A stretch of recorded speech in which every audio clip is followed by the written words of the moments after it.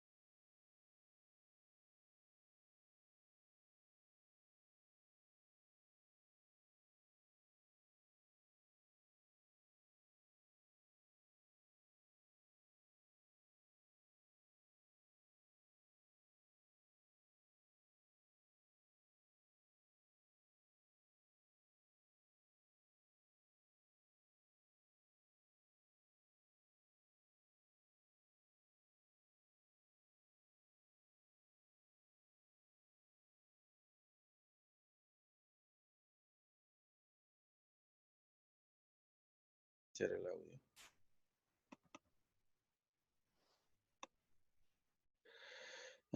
Sigo hablando, sigo abriendo un escalador, solucionar problemas.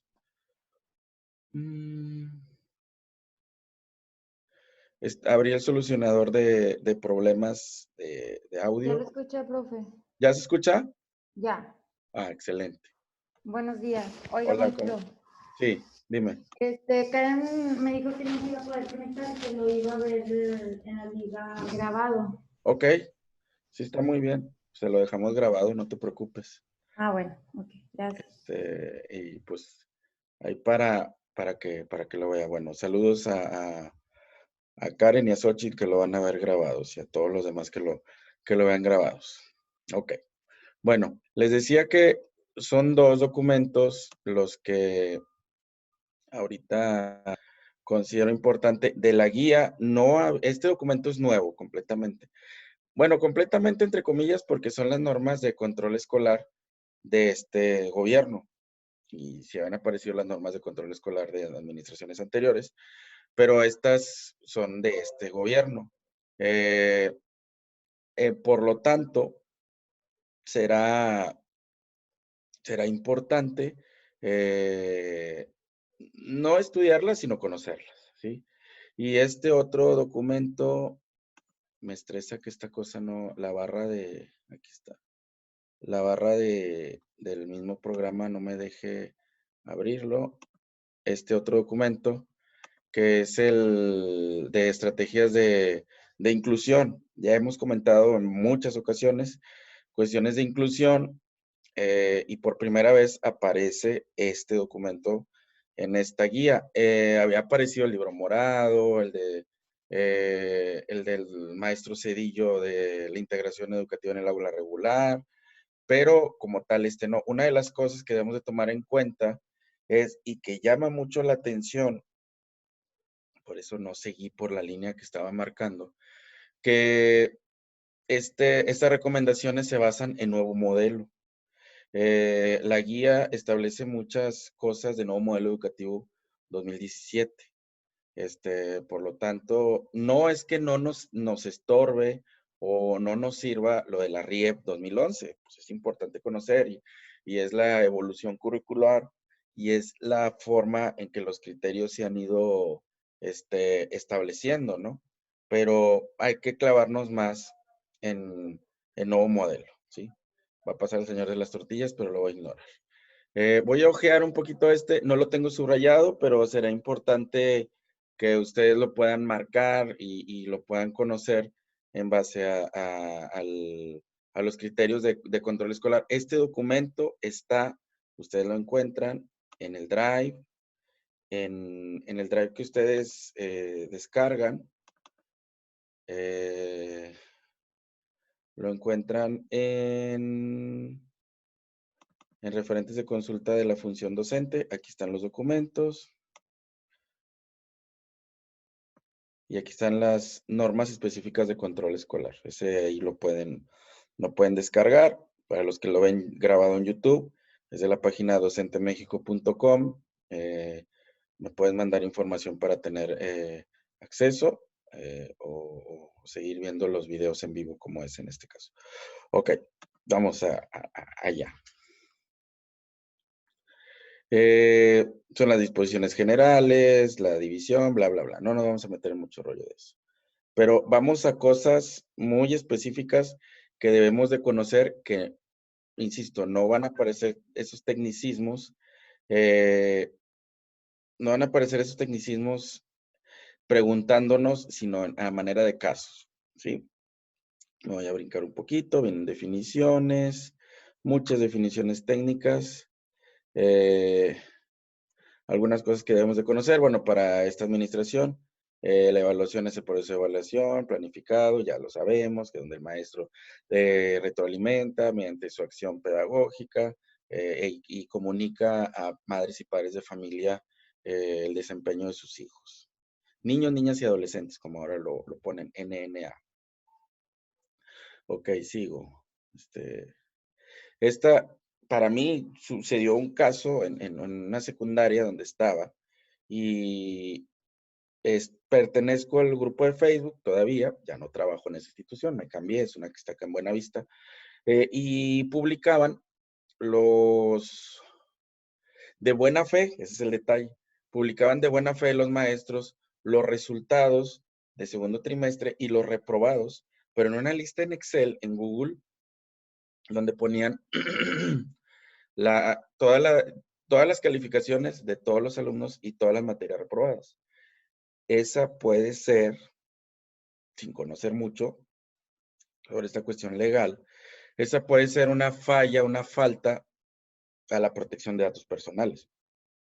Si te llega a aparecer como caso que el maestro fulano en la contingencia publicó los resultados de calificaciones aprobatorias y reprobatorias del grupo en redes y eso molestó a un padre de familia porque hizo que los demás se enteraran que su hijo estaba reprobado, pues está lo cierto, porque ahí desde las leyes de transparencia podemos decir sí o no que hay una exageración de esto, pero a final de cuentas en la normativa de secretaría está. Dice que los responsables de las instituciones públicas y de las particulares con REBOE deben guardar, tratar y proteger los datos personales que sean entregados con motivo de sus funciones, por lo tanto garantizarán su privacidad y el derecho de acceso. O sea, no se puede tener tan fácil el acceso. Me pueden preguntar cuál es la manera en la que esa secundaria debe publicar los resultados. No lo sé, a lo mejor hablar a cada padre de familia, no sé, pero no va a ser una lista en general donde se hayan publicado todos los nombres y todas las calificaciones y que todos los papás hayan tenido acceso. Sé que ahorita se están haciendo ese tipo de cosas, pero por protección de datos personales, para cuestiones del examen, no sería lo más, no es lo más prudente. Ok, por lo tanto hay datos personales sensibles. Eh, Cada escuela debería de dar un aviso de privacidad. En los colegios lo hacen, pero en la escuela pública también debería ser así, donde se está enterando que a la hora de inscribir a mi hijo en una escuela inicial, preescolar, primaria, secundaria, bachillerato, universidad pública, eh, se va a respetar la información que se está recabando y que no se va a poner en manos de tercero para publicidad, eh, que no se va a molestar a las personas en su domicilio por más que para cuestiones académicas, etcétera, etcétera. Eso es un aviso de privacidad que debe de emitir la institución, ¿sí? Como tal. No lo hacen, pero deberían, ¿sí? No lo hacen, insisto, y debería de ser. Eh, lo voy a ampliar un poquito porque se me hace que nos estamos quedando cortos en el espacio. Ok. La escuela no puede, y esto es una práctica que se realiza y que también pudiera aparecer como caso, la escuela no puede retener documentos. Repito, a lo mejor lo hacemos como una presión para pagar cuotas, como una presión para que se presente el padre de familia, N cantidad de estrategias que luego a veces en el mundo real se realiza. Pero en el punto 1.16 de las normas de control escolar de la DGAIR, que es la Dirección General de Acreditación, Incorporación y Revalidación, aquí dice, por si en algún momento aparece en el documento, en el examen, la DGAIR dice, y tú dices, ah, caray, ¿qué es DGAIR? Es la Dirección General de Acreditación, Incorporación y Revalidación, y son las que hacen estas normas.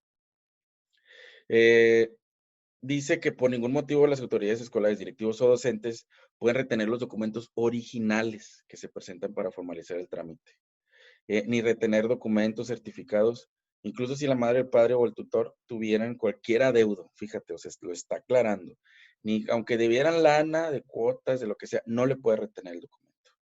Incluso esta no retención puede ser un claro ejemplo de que no podemos retener el certificado, por ejemplo, como en algunos casos se realiza la retención del certificado, aunque ahora con los certificados electrónicos ha cambiado un poco la cosa. Eh, es una estrategia que realizan muchos directivos para generar el recurso para la institución, me queda claro. No lo critico porque a veces no hay otras formas, pero para cuestiones prácticas del examen, no puedo retener documentación del estudiante. Ok, sigo. Voy a las cosas muy específicas y muy claras, las otras me las estoy brincando. Cumplimiento del calendario escolar, como lo que está pasando hoy con un ajuste del calendario escolar. Eh, Dice que las autoridades escolares y educativas en el ámbito de su competencia serán responsables de dar cumplimiento al calendario escolar. Y que por lo tanto, por cada ciclo lectivo que determine la autoridad educativa federal para educación preescolar, primaria y secundaria. Dice que en esos calendarios se generan las fechas, la jornada, los periodos de suspensión de labores, especificaciones con planea, etc. Pero, ¿qué pasa, por ejemplo, en este caso? En lo que está sucediendo actualmente con la contingencia. Dice que en el artículo 52 de la Ley General de Educación se establecen esos días para estudiar, más que nada para profundizar en los planes y programas de estudio, pero aquí abajito dice, de presentarse interrupciones por caso extraordinario, fuerza mayor, la autoridad educativa tomará las medidas para recuperar los días y horas perdidos. Ojo, aquí no necesariamente es, pienso, eso sí es una cuestión totalmente subjetiva, que nos vamos a echar todo julio en recuperar, pienso. Sino dice, la autoridad educativa tomará las medidas, no dice, tomará más tiempo, dice, para recuperar los días. ¿Cómo lo recuperará? Se dice que habrá una estrategia de educación a distancia, se dice que habrá alguna otra situación, no sabemos, pero tanto esta situación, la autoridad educativa tomará las consideraciones para hacer el ajuste. Repito, a manera de caso, pues el gobierno tiene las atribuciones para hacer el ajuste, tanto el gobierno federal emitiendo algunos lineamientos o el gobierno de cada uno de los estados para poder hacer el ajuste necesario. Una de las cosas que existen en el mundo de la Secretaría y en nuestro país es que hay grupos de niños jornaleros migrantes. Eso no se me olvida cuando lo vi en la normal, en problemas y políticas.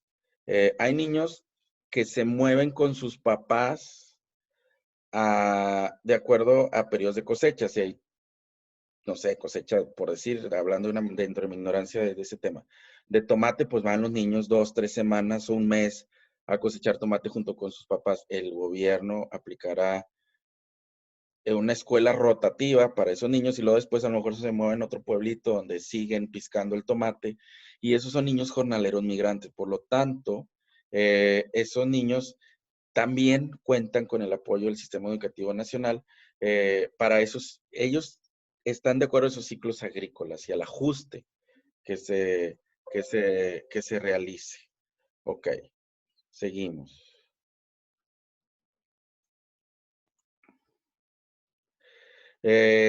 Sigo, esto ya me lo brinco, revisión de evaluaciones. No. Provenientes del extranjero, integración de alumnos al servicio educativo. Sigo, perdón, me voy brincando porque no los dejé marcados, pero me acuerdo. Contenido de la boleta de evaluación de acuerdo al nivel que vayamos a presentar, que contiene el nombre del alumno, los datos de identificación, nombre del docente, total de asistencias, en preescolar, las asignaturas que conforman el componente curricular, campos de formación, desarrollo personal y social, en primaria las asignaturas también de desarrollo personal y social, y debe tener 3 calificaciones parciales y una final. En la educación primaria para indígenas se contempla la educación indígena y así hasta secundaria. Ok. La inscripción.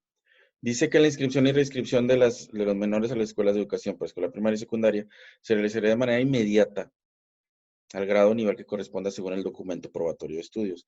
Pero habrá algunos papás que no traigan documentos y se les tiene que inscribir. Por acá en algún momento lo menciona. Dice, ¿cuáles son los requisitos para la inscripción? El preescolar, con el hecho de tener 3 años cumplidos al 31 de diciembre de ese año del inicio del ciclo escolar como edad mínima. Dice que no habrá dispensa de edad. En primaria, cumplir los 6 años al 31 de diciembre de ese año, no habrá dispensa de edad. En secundaria hay unas aclaraciones importantes. Son menores en general y técnica, menor de 15 años. En telesecundaria, menor de 16.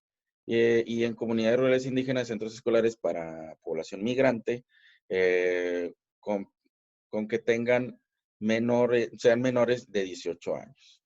En este caso, hay unas aclaraciones para secundaria, lo mencionan más adelante. Estos son los documentación. No nos vamos a meter en qué documentos nos piden. Eso no nos lo van a preguntar. Para la edad mínima, dice que para la escuela de educación preescolar, primaria, la edad mínima está fijada en lo que ya vimos ahí arriba. Y dice, en caso de que los padres de familia o tutores decidan diferir el ingreso para recibir educación obligatoria, se recomienda que suscriban una carta en la cual otorgue consentimiento y acepte las posibilidades. Si quiere que entre a otro grado, si considera importante, si no que entre a segundo de preescolar, que entre a primero, etcétera, con que esté escrito. Una de las cosas de acreditación, y que por si ahorita no nos alcanza el tiempo, que está más adelante, los niños de preescolar, por ejemplo, no pueden reprobar por decisión del maestro, pero sí por decisión del papá. ¿A qué voy? Nos aclara más adelante que si el papá quiere que su hijo repruebe, tiene que emitir una carta donde solicite que su niño repruebe un grado, tanto en preescolar o primero o segundo de primaria.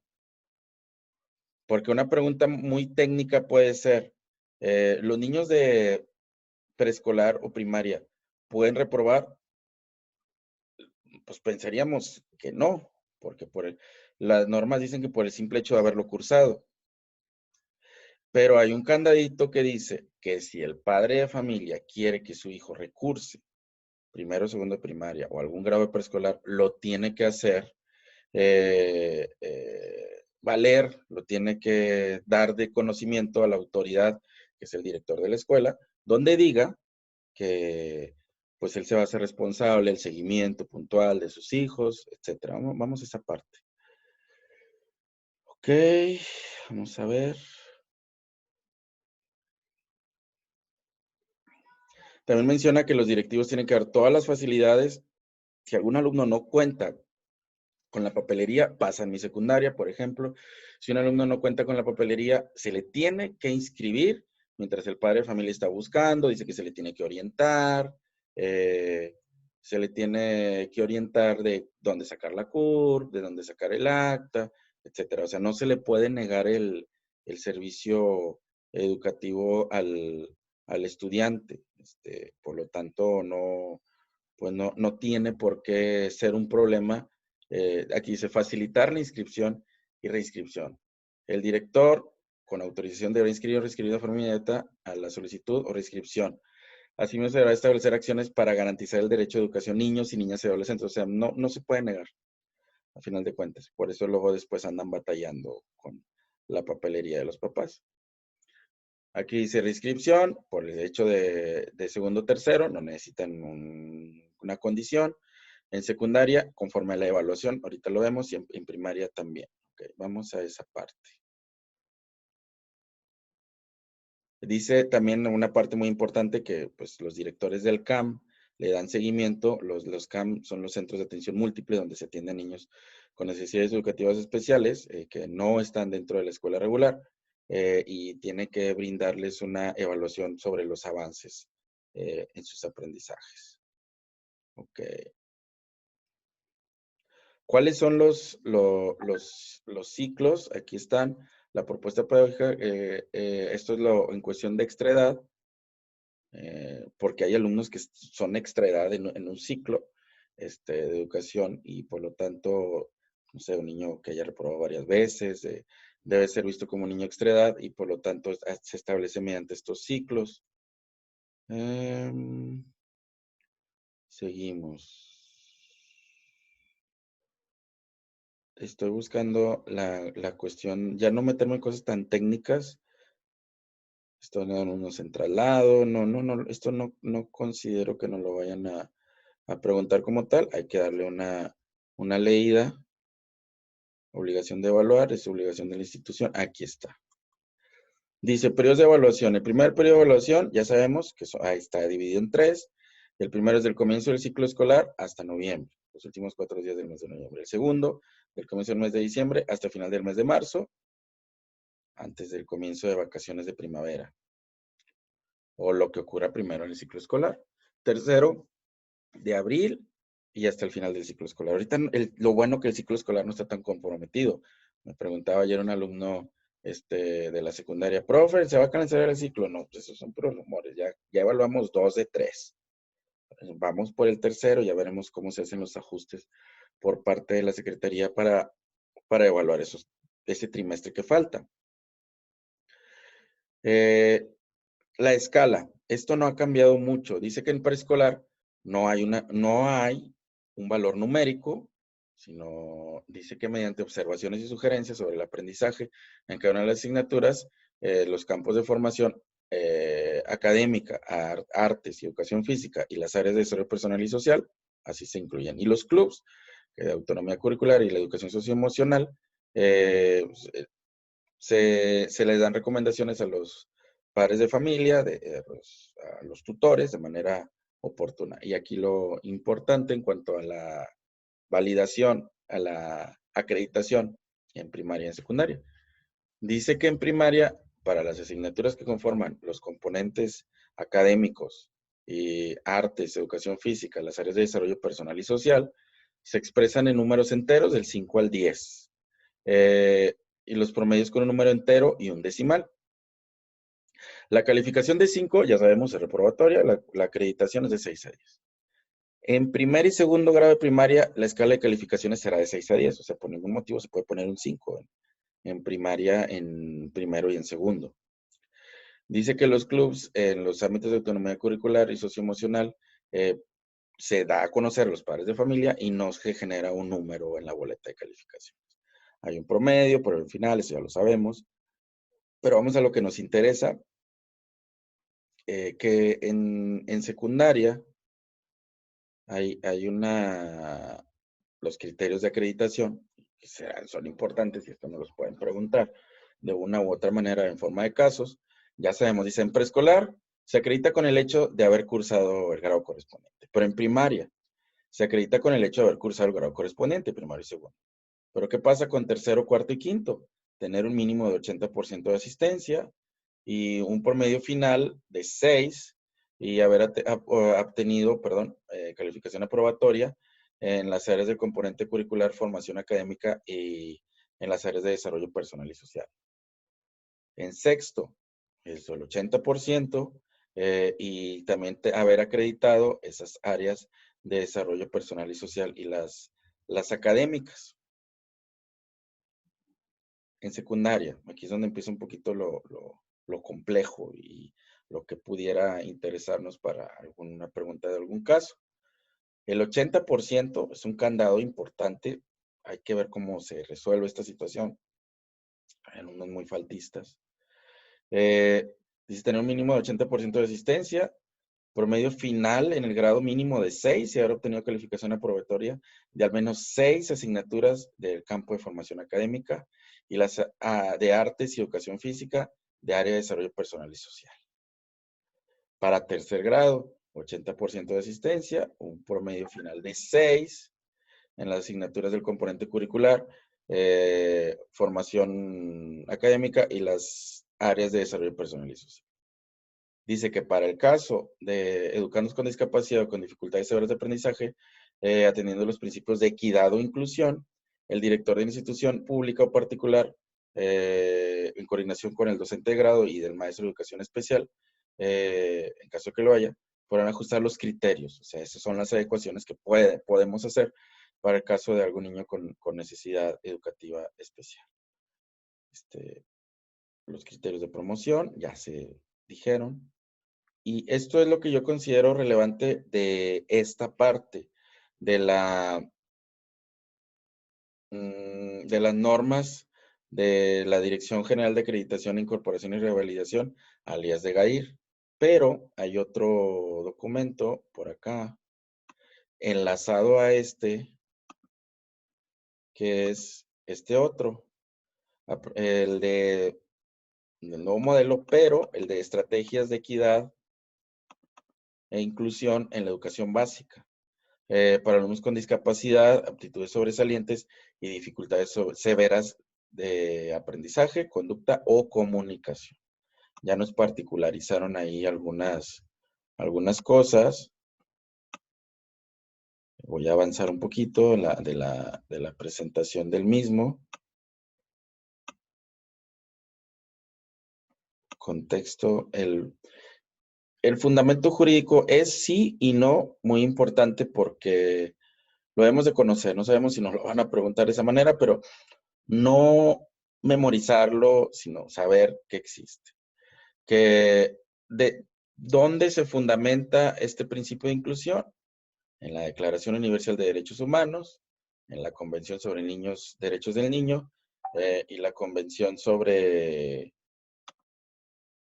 perdón, llegó un mensaje de WhatsApp y me tapó ahí, la Convención sobre los Derechos de las Personas con Discapacidad, ¿ok? Además de la Agenda Mundial 2030 del Desarrollo Sostenible. Y en el ámbito nacional, la Constitución y la Ley General de Educación, la Ley General de Niños, Niñas y Adolescentes y la Ley para prevenir y eliminar la discriminación. Pero vámonos a lo que nos importa. Estas son recomendaciones de la UNESCO para nuestro país de cómo trabajar esos niveles de intervención en la educación especial. Equidad en el acceso, que significa igualdad de oportunidades para el ingreso a diferentes niveles educativos, es decir, sin distinción alguna, se debe de incluir a los estudiantes. Equidad en los recursos en calidad de procesos. Todas las escuelas deben contar con los recursos materiales y pedagógicos, además de personal capacitado, maestros de USAER, maestros de apoyo, psicólogas, etcétera. Involucrar a todos para ese currículum flexible. Equidad en los resultados. Se requiere que todos los estudiantes logren aprendizajes equiparables. De acorde a como vimos ahorita en las normas de acreditación de la DGAIR. Ok. Y nos define, nos da una pequeña definición de cuáles son los alumnos con discapacidad. Por el primer artículo 41 de la Ley General de Educación dice que la educación especial tiene como propósito identificar, prevenir y eliminar las barreras que limitan el aprendizaje y la participación plena y efectiva de la sociedad de las personas con discapacidad. Dice, los alumnos con discapacidad son aquellos que por razón congénita o adquirida, es decir, de nacimiento o adquirida en alguna situación de la vida, tienen una más deficiencias de carácter físico, mental, intelectual o sensorial, ya sea permanentes o temporales, y que al interactuar con las barreras y les impide tener una inclusión plena en la escuela, y que por lo tanto la escuela debe de brindar las herramientas necesarias para ayudarlos. Otra, y a veces no se ve como una, ¿cómo te puedo decir? Como los que requieren educación especial. los niños con aptitudes sobresalientes. Dice, ¿por qué? Porque son elevados al promedio. Y dice que estos niños sobresalientes destacan significativamente del grupo social educativo por más de algún campo que puede ser científico, humanista, artístico o motriz. Presentan necesidad educativa específica, requieren un contexto facilitador de que esas potencialidades se liberen, si no luego se convierten en niños problema. Eh, Dice, los alumnos con otras condiciones, que son aquellos con trastornos del espectro autista o con dificultades severas de aprendizaje, de conducta o de comunicación. Estos son los tres principios o tipos de alumnos que se recibe en educación especial con con esta terminología. Y nos da una tablita en la página 17 donde ya lo había tratado antes Ismael, si no recuerdo se llama Ismael Cedillo en integración educativa en el aula regular. Son algunos términos que no deben de ser utilizados, pero pues más vale tenerlos. Persona con discapacidad es el término correcto y no es correcto persona con capacidades diferentes, persona especial, discapacitados, inválidos, disminuidos, personas especiales, niños especiales. Luego a veces nosotros cometemos esos errores. Deficiente, enfermo, malito, incapacitado, persona diferente, angelito. Persona con discapacidad motriz, minusválido, incapaz, impedido, lisiado, inválido, paralítico, mutilado, cojito, tullido. O sea, todos esos términos no son correctos. Y aquí nos dice los correctos y los incorrectos. Insisto, no hay que memorizarlo, pero a lo mejor viene algún caso donde hay un niño con una discapacidad, no sé, motriz, vamos a decir una discapacidad intelectual, un niño con síndrome de Down. Y hay un acoso por parte de algunos estudiantes que le dicen mongolito, y que tiene que ser la maestra. Si no conocemos esto, decimos, pues si así les dicen, ¿por qué se ofende, etcétera, ¿no? Más bien, lo que tenemos que ver es decir, bueno, fulanito de tal está utilizando un término incorrecto acerca de la condición del niño, por lo tanto se le tiene que dar una plática, O sea, esto es de conocer un poquito la situación, ¿no? Hasta nos dice cómo debe ser dicho el lenguaje de señas. Lengua de señas mexicanas, no se le puede decir lenguaje, fíjense, lenguaje de señas, lenguaje con señas mexicanas, es lengua de señas mexicanas. Hay que tener mucho cuidado también. Por ejemplo, esta persona con trastorno del espectro autista o persona con autismo o con Asperger, ya no se puede decir o nunca se pudo decir, es que es autista. Es incorrecto. Juan es autista. Juan es una persona con autismo. Y hay que tener mucho cuidado en ese tipo de cosas. En los casos pudiera parecer una situación de exclusión, ¿no? Ok. Vámonos a la última parte que quiero que vean de esto. El sistema educativo nacional, por lo tanto, debe eliminar los modelos segregados, donde los niños con necesidades educativas especiales son aislados. Se deben de abandonar esos, donde pues esos niños son segregados. Yo siempre comento que cuando yo estaba en la primaria estudiando, había grupos que se les llama, un grupo que se llama grupo integrado, que eran todos los niños con una discapacidad, y estaba el maestro de educación especial.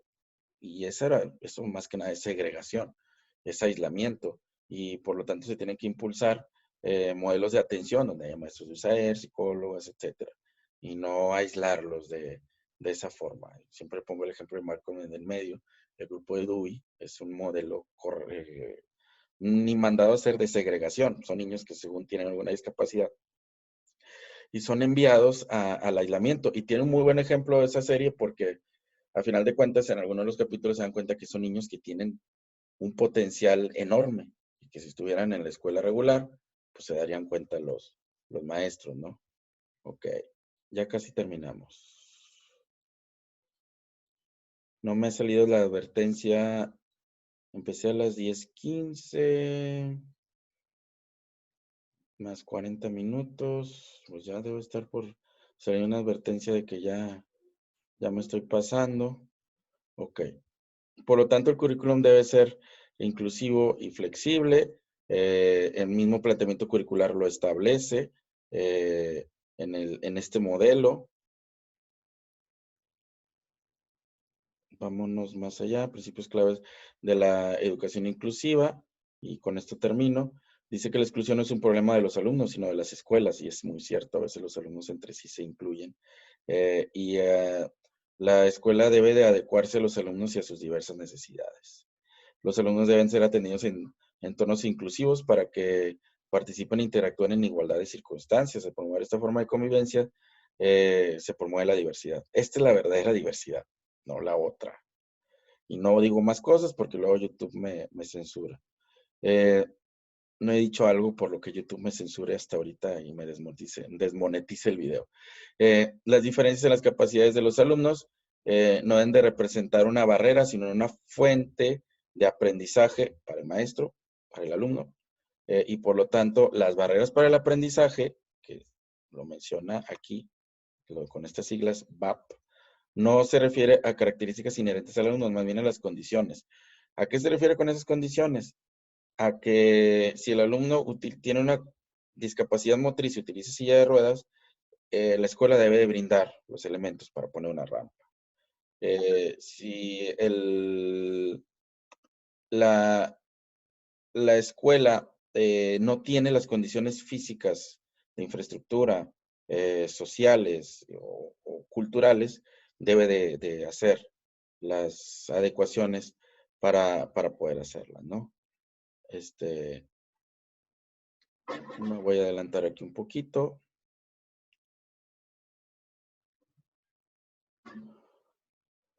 Había otra tablita por acá que quería que vieran. Aquí está. Aquí viene propiciar formas de representación. Esto denle una leída a ustedes en su casa. Vienen algunos ejemplos. Ofrecer opciones que permiten personalizar la manera en que se presenta la información.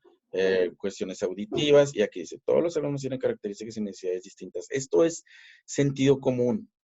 Los alumnos ciegos requieren escuchar la información con mayor detalle y descripción. Incluso se puede usar frases como te voy a explicar lo que se ve en esta imagen, etc. ¿A qué voy con estos ejemplos?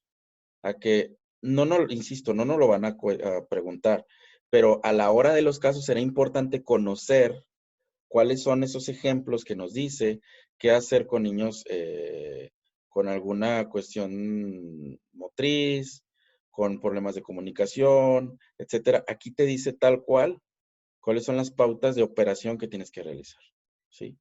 Aquí te dice proporcionar opciones para captar el interés, optimizar la elección. Si las preferencias o intereses, incluso en un mismo alumno, pueden variar a lo largo del tiempo. Por ejemplo, cambiar el color, diseño de materiales, variar la forma de los alumnos se acomodan dentro del aula, utilizar códigos de color, etcétera. O sea, ahí te dice A más B de cómo hacerle, ¿ok? Sigues avanzando y ahí están los ajustes que te van realizando, ¿no? Aquí te dice cómo realizar las estrategias, pero en sí habla de las políticas educativas, eso me lo voy a anticipar, pero lo que tenemos que hacer nosotros los maestros regulares es, si encontramos alguna sospecha de algún alumno con necesidad educativa especial, canalizarlo a la USAER correspondiente para que de esa forma pues se pueda atender. Y nosotros no somos especialistas para poder atender, necesitamos un diagnóstico.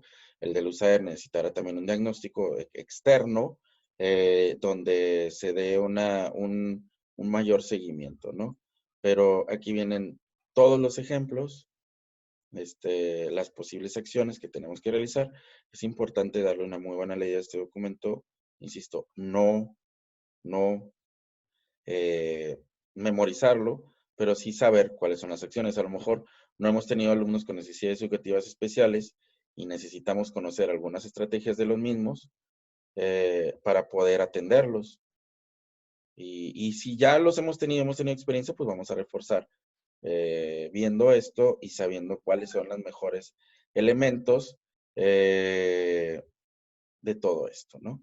Bien, si no hay más, me retiro. Son las 10:15. Se me ha cerrado que la plataforma no me haya cortado, pero pues bueno, vamos a evitar que se corte el video de golpe. Si vas a ver esto diferido por YouTube, te recomiendo descargar los documentos, darles una leída y darle una revisada.